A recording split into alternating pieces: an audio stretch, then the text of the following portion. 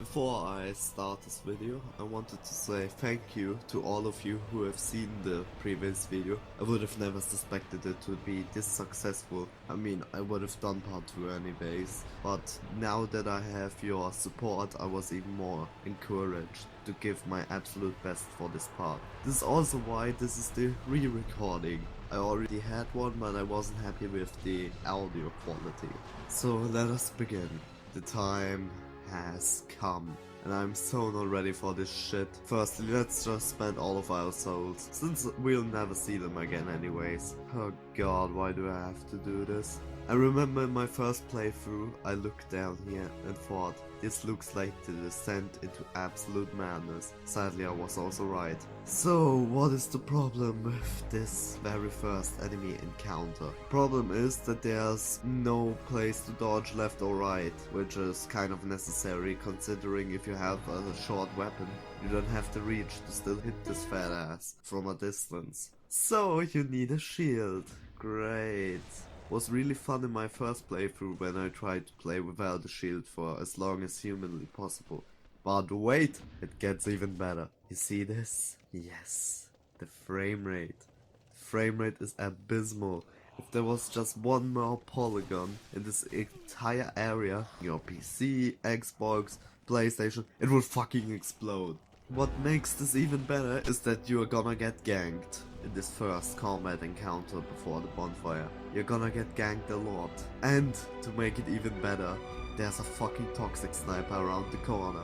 He shoots teeny tiny darts that if they hit you, which they might considering in the chaos of combat, you might not be able to keep track of all of them. Yeah, then you're toxic. Toxic is basically poison times 5, so it's fucking AIDS. This area looks absolutely disgusting, which is intended to be, and I kind of like since it fits with the theme, but not all may like this. One of the biggest problems in this area is parkour and gravity. First of all, you have to parkour to get your way to the fucking bonfire, which in this game is absolutely horrid considering I don't have a fucking jump button. But it gets even better. If you fail your jump, you die. Over and over again. Well, not quite at this area, but there are also platforms which just move from side to side when they fucking feel like it. The good things, you can immediately identify where you have to go. I mean, the ginormous spider mountain. This area could almost be okay with better optimization, which we got in the remaster for 20 bucks, and less parkour. All enemies are weak to bleed, so if you have a bleed weapon, you're basically god down here. The atmosphere is great, and once you kill the stupid snipers, they at least don't respawn. Honestly, I don't have much more positives. Why Miyazaki? Blighttown is the rawest, most disgusting area in the game, but looking at the area as a whole, I wanted it to feel both bitterly cold and possess a deep sadness. And that's the atmosphere I tried to build on.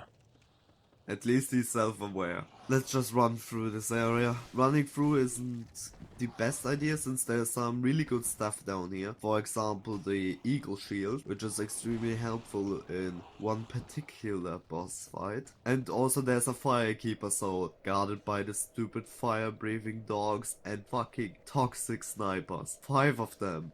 I wanna question the lore of this area for a moment. If people live here, which is clearly shown to us, why on earth do they not go to one of the ginormous arch trees, which are basically everywhere here, chop a bit of it off and reinforce their walkways or platforms, or make them larger? Do you know what a health hazard this is? I mean, they fall down by themselves. Probably because the AI is fucking stupid, but still. Also, I have a question to all mid-budget developers of this type. What is it with cheap areas in the fucking dark? Can someone please explain this to me? If you thought Upper Blighttown with its gravity, poison, toxic, and frame rate was bad, I have something for you. So in the later half of Blighttown as a whole, the enemies are fucking spiders with wings.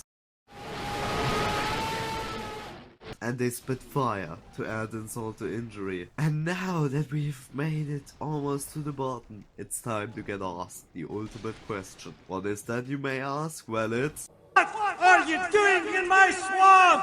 What? are you doing in my swamp? The floor fucking poisons you. It slows you down if you don't have the rusted iron ring, which not all might have. Those goddamn mosquitoes will stop at nothing to poison you if you haven't been already. And they respawn and they will follow you to the depths of fucking hell. There are people throwing stones at you. This area is way too long. It takes way too long to get from side to side, which kind of makes sense considering the scale of the entire swamp. But still, its size also diminishes the frame rate, and this I cannot accept. You have to go here over and over and over again for certain quest lines and to farm, especially green titanite shards, where the slugs are the only good place to farm them, and they hit like a fucking truck, like everything here. Mildred invades you, which is a troll NPC by the developers, and you have to defeat her to be able to summon her for the boss. There's a goddamn spider mountain, which just makes everything better. And on a purely subjective note, where are my fucking mountains of corpses? I remember distinctly in the concept art there being giant piles of corpses in the swamp, basically implying that the foul flesh of these corpses trickles down into the swamp and poisons it further. Shame, really. So what are the good things? The backstab animation on the boulder throwing guys is fucking hysterical. I mean, look at this, it's great. You can't fall to your death, which is a ginormous positive over the previous area. The blue sky is pretty funny, since it single-handedly destroys any bit of atmosphere there could be. Blighttown is almost over. Best thing about this entire area. And there's subtle hints of humor, like the dogs powering the wheel. Lore-wise, the swamp was probably created by all of the shit from the Undead Berg depths and Outer Londo being here. And I don't mean shit in the sense of stuff. I mean shit in a literal sense of diarrhea, piss and vomit, all coming down here and converging to create the ultimate swamp. Let's just go to the area boss. Where's Anna's Caller? Amazing chest. Oh god, no. Wait. This isn't right yet. First of all, we need vaguely sexual music. Yeah, that's good. I need to make a few bad jokes about her upper half. Hey Quaylock, are you top heavy? Yeah, let's just stop this. I wanna kill myself already. What are the good things about Quaylock? The upper half? She's good at teaching the player to wait and study her moves. Lore-wise, it's pretty good. She only fights you to protect her sister. Yeah, I got nothing else. The bad thing, she's a fucking spider. The lingering hitboxes of the lava are fucking bullshit. If you decide to summon Mildred, she's fucking retarded. I mean, yeah, Mildred, just run through the fucking lava, great idea. And she's immune to fire, meaning if you think you were smart by only leveling pyromancy, well, you're fucked.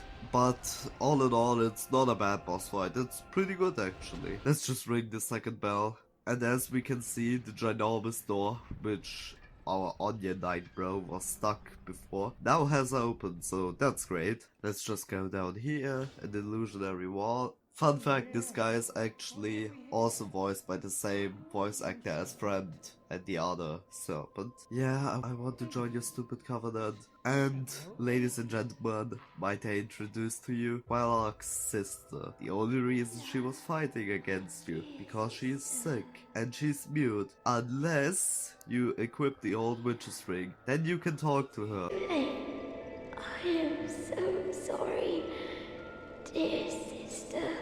I'll be fine. I have you, dear sister.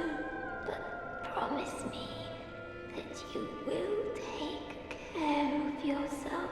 As you can hear, she thinks you are her sister. She will die without you because of her illness. Do you feel like a hero yet? Let's just get the fuck out of here.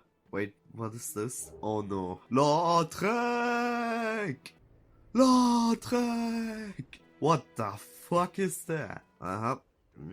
We must go to Londo by going through Sen's Fortress. Let's just go through Sen's Fortress. Easier said than done. With the right mindset, this area can be absolutely amazing. You have to think yourself as Indiana Jones going up against Kevin McAllister. There's a lot of large Titanite shards here to upgrade your weapons further, which always is nice, especially considering the area we are going to next. The fucking snacks are really annoying, cause their moves have weird delays, which melt my brain. This area is absolutely positively frustrating your first go through, and depending on your tolerance to things like the swinging axis, it will keep being that way. This area loves trolling you. For example, the Mimic, a chest which looks like any other except for the chain, and if you try to open it, you'll get your face chomped off. Great, isn't it?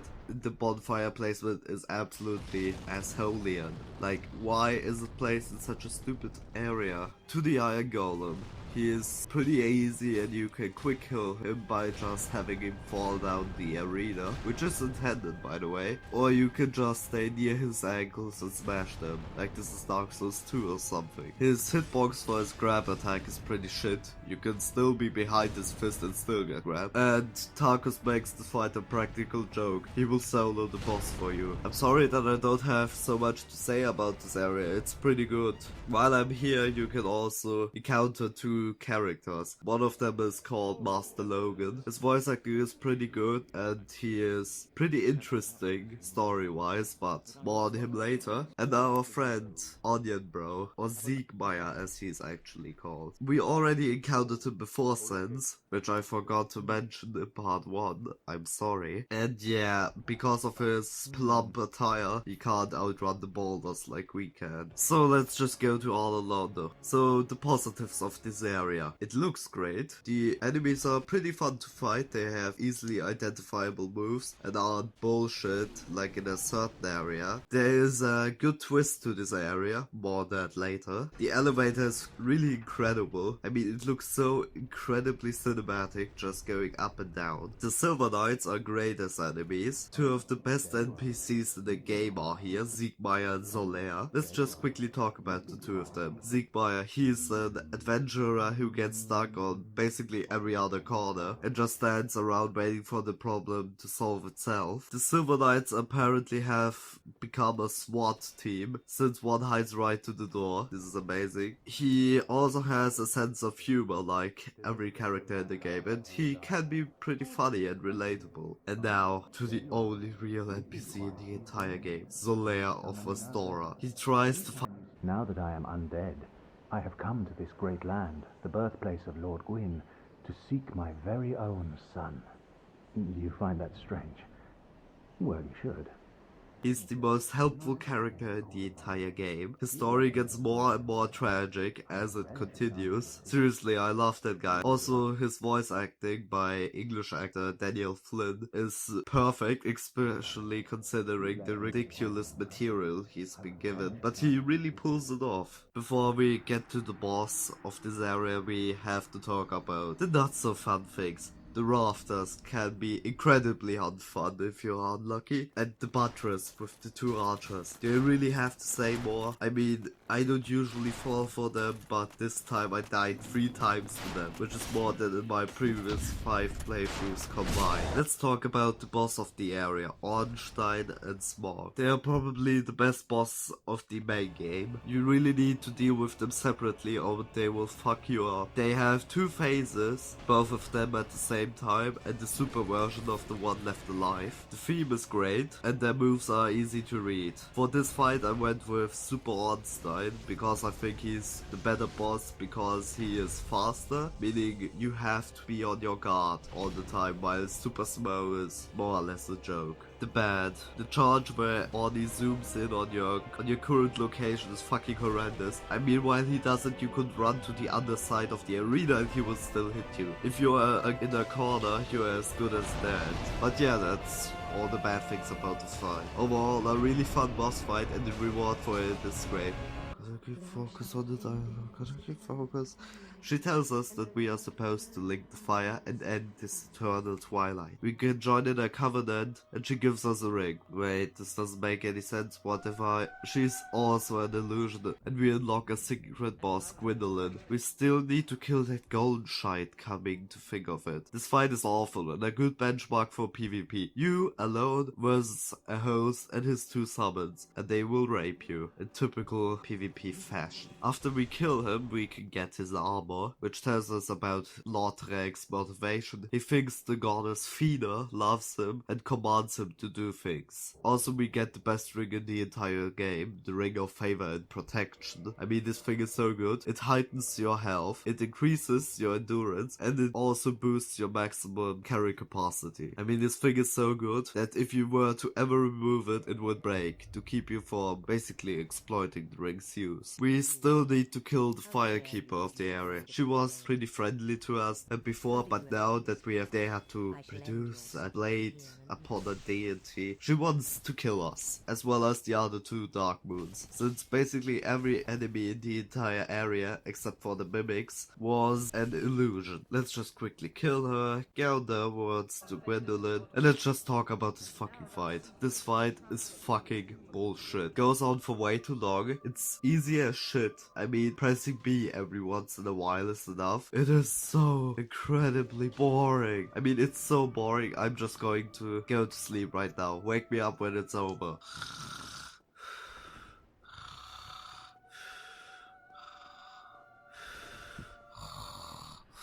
What? I'm fine.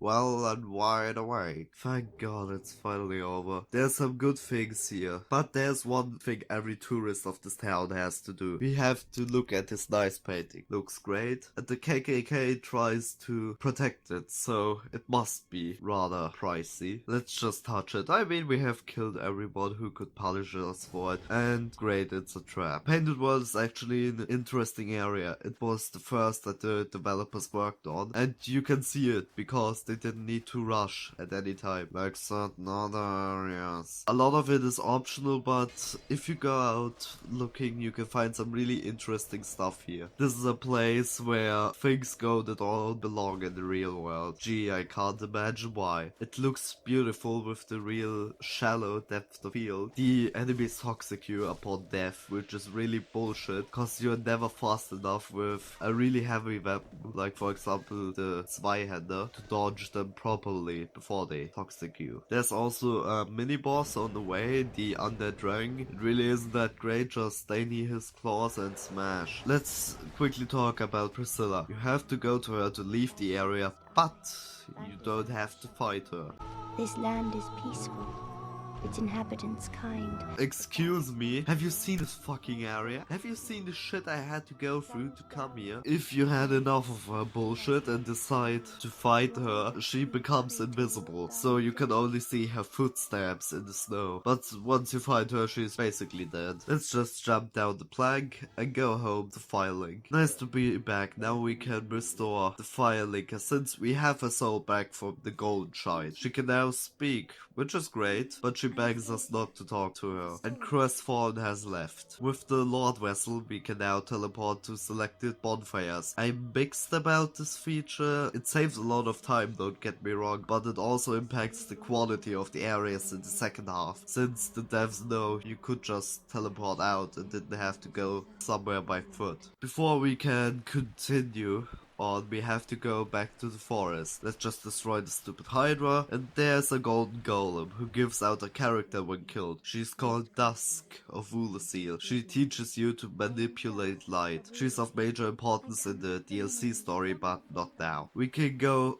to the gang forest. Here was a PvP hotspot in the game's heyday, but that has come and gone. Let's just kill all of the NPCs and talk to the cat. She lets on that Artorias is the great hero everyone thinks he he is. But there's a better reason for joining them. Shiva and his ninja. Shiva once had a longer questline, but sadly it got cut, which is a damn shame. I mean, listen to that voice acting, it's perfect. The reason to be here is killing the ninja and getting the second best ring in the game, the Darkwood Brain Ring, aka the Ring of Sick Flips. If you were to not kill them here, they would move to Blighttown, and I'm not going back there. Nope, get done with this shit. Let's talk about the area boss, Ziv. She has a good theme, her moves are clearly identifiable, which is really good, and the secret cutscene to her fight is absolutely incredible. I mean, watch this for a moment.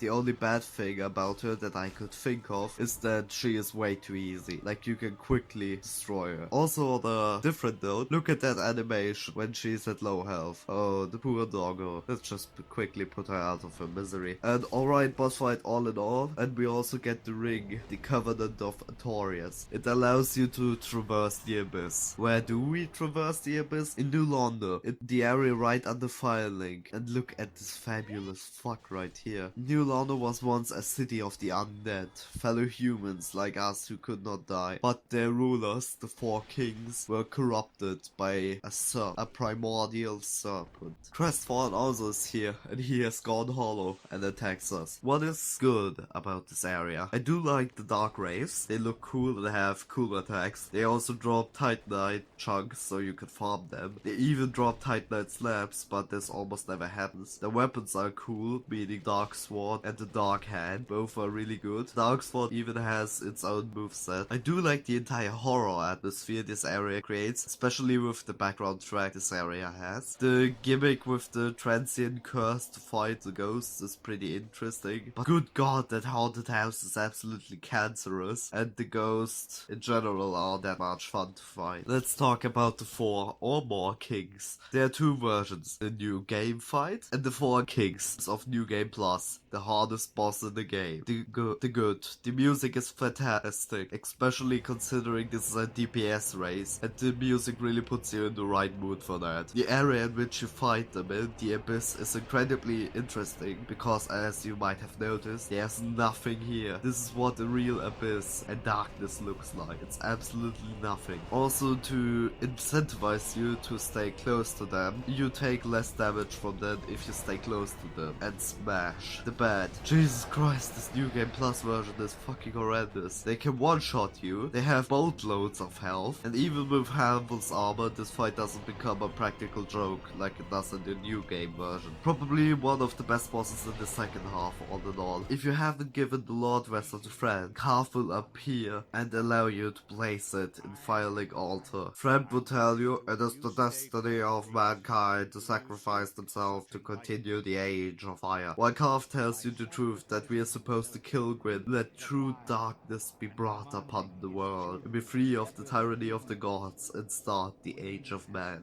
Mate, I'm not too sure if that is all that great. I mean, you have seen the Abyss, right? Also, his catchphrase. Be still, and trust thine flesh to me. Yeah, I'm not sure if we should trust him. Especially since he is the one who has convinced the 4 kings to harness the power of the Abyss. To the end of starting the Age of Man, we have to... Once the vessel is filled with souls, the gate to Gwyn shall open. Seek Grave Lord Nito, the Witch of Izalith, and the traitor Seath the Scaleless. Well, this is enough for this video, I would say. According to the YouTube Bible, I would have to do something known as a call to action, where I would ask you to subscribe, like, and comment on the video, but I don't do this kind of shit, so goodbye.